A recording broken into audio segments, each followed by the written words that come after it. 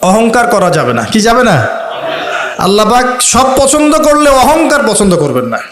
আল্লাহ পাক অহংকার পছন্দ করবেন। আল্লাহ পাক অনেক পাপ মাফ করে দিতে পারেন, অহংকার আল্লাহ পাক খুব কঠিনভাবে ধরেন। আল্লাহ পাক খুব কঠিনভাবে অহংকারীকে আল্লাহ পাক কখনোই পৃথিবীতে টিকতে দেন নাই। অহংকার আল্লাহ পাকের চাদর, এটা ধরে কেউ টান দিতে পারে না।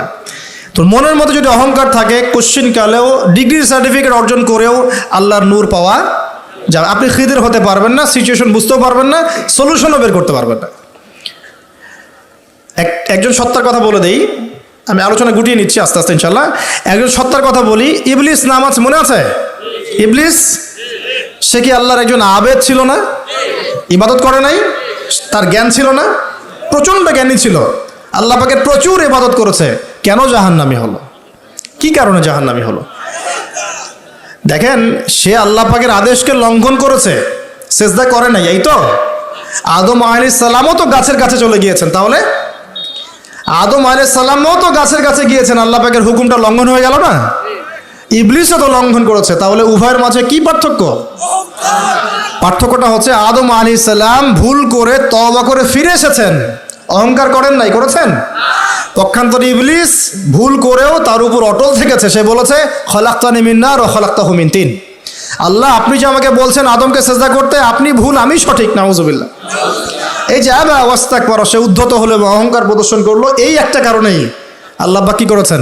তাকে চিরস্থায়ী জাহান্নামে দিয়েছেন। কথা কি বুঝতে পারছেন? অতএব অহংকার থাকলে আল্লাহর নূর পাওয়া যাবে না। ইবলিসের ইবাদত ছিল, টিকতে পারে নাই। ওর কিন্তু ইলম ছিল, টিকতে পারে নাই। আল্লাহ বোঝার তৌফিক দান করে নেন। আর অহংকার মানে এই নয় যে আপনি ভালো জামা পরেছেন, ভালো একটা সুন্দর বাড়ি করেছেন, আপনার জুতাটা সুন্দর, আপনার মানে কিছু জমি জমা আছে, হ্যাঁ, আপনার চলাফেরা, আপনি শৌখিনতা পছন্দ করেন, এটার নাম অহংকার নয়। অহংকার কি? অহংকার হচ্ছে মাতরুল হক ওয়া গামতুন নাস, সত্য যেটা আল্লাহর পক্ষ থেকে, সত্য বিধানটাকে অস্বীকার করা এবং মানুষকে তুচ্ছ তাচ্ছিল্য করা, এই হলো অহংকার। মনে থাকবে? অহংকার কি? সত্যকে প্রত্যাখ্যান করা এবং মানুষকে কি করা? তুচ্ছ তাচ্ছিল্য করা। একজন মুমিন ভাইয়ের খারাপ হওয়ার জন্য এতটুকু যথেষ্ট যে সে আরেকজন মুমিন ভাইকে তুচ্ছ তাচ্ছিল্য করছে।